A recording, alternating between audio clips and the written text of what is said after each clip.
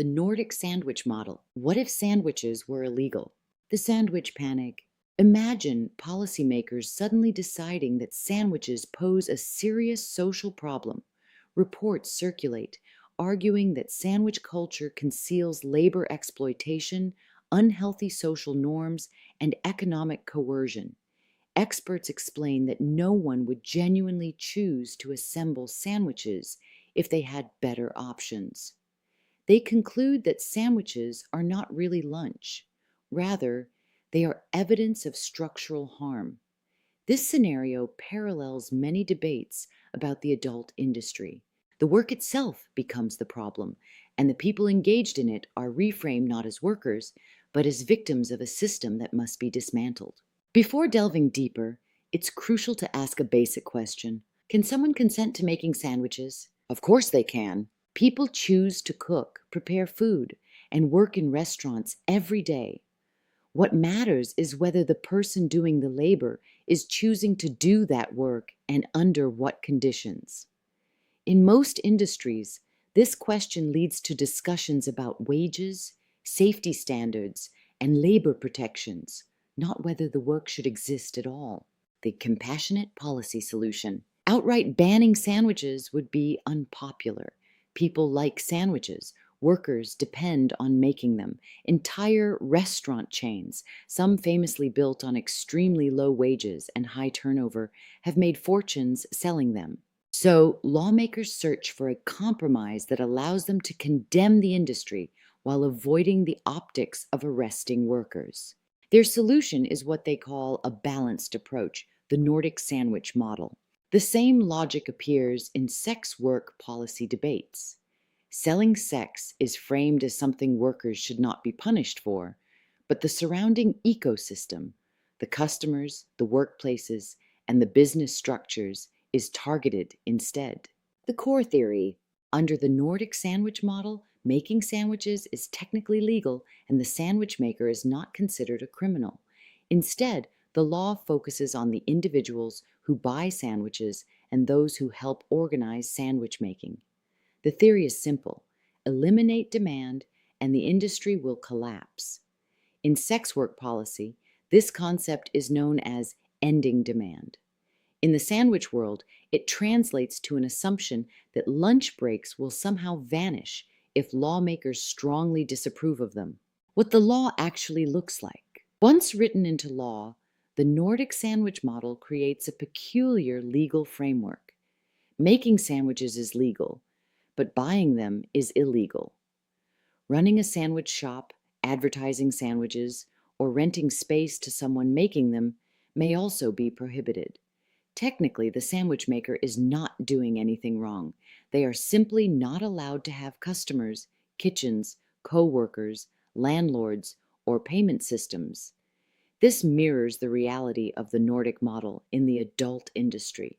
Sex workers themselves are not criminalized, but clients, workplaces, advertising, and third-party support structures often are. In practice, this means that while the worker is legal, the conditions for their safe work are not. The persistence of demand. Unfortunately for policymakers, people continue to want sandwiches. Construction workers still seek something quick for lunch. Office workers still desire something portable between meetings. Students still look for affordable food between classes. Demand does not simply vanish because lawmakers disapprove of it. As a result, sandwiches move into quieter and less visible spaces. Customers become cautious due to the risk of arrest. Sandwich makers lose the ability to advertise openly or operate visible shops. What used to be a normal lunch counter turns into an informal, hidden transaction. The same dynamic occurs in the adult industry. Criminalizing clients does not eliminate demand for sexual services. It pushes transactions into less visible spaces, where workers have fewer protections. Enforcement theater.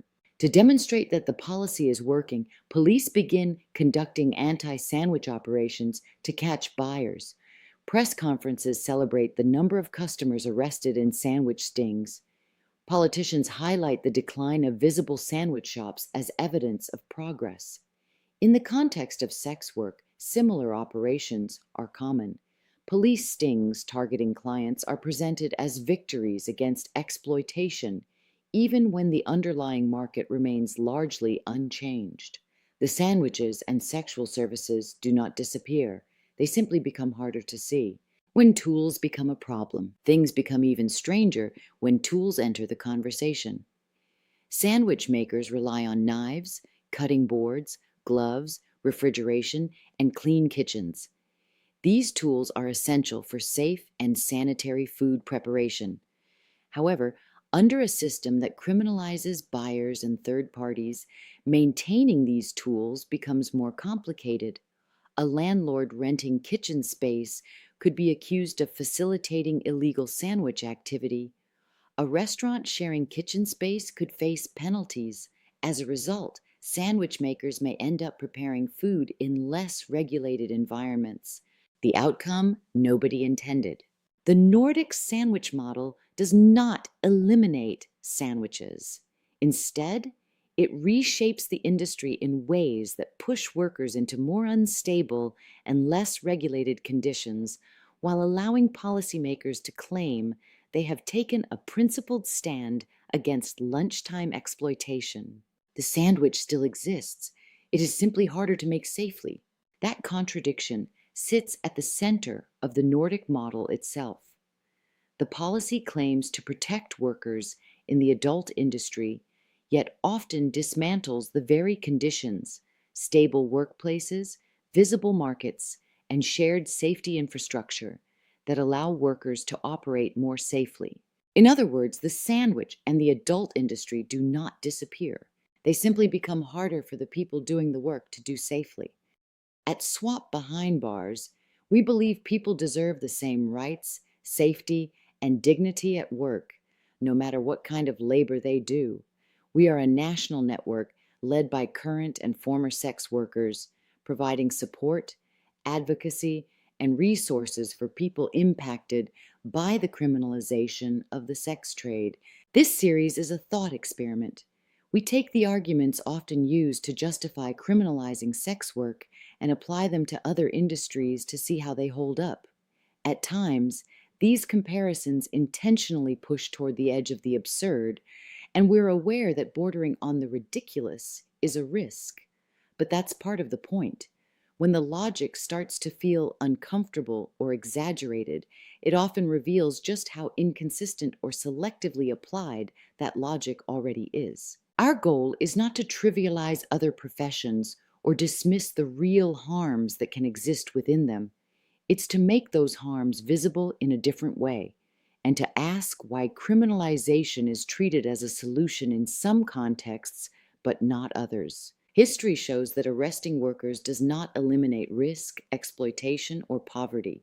It shifts them, it hides them, it pushes people further away from safety, support, and accountability. This series invites a deeper conversation about labor, autonomy, and what real worker protection actually looks like, especially when we are willing to follow the logic through.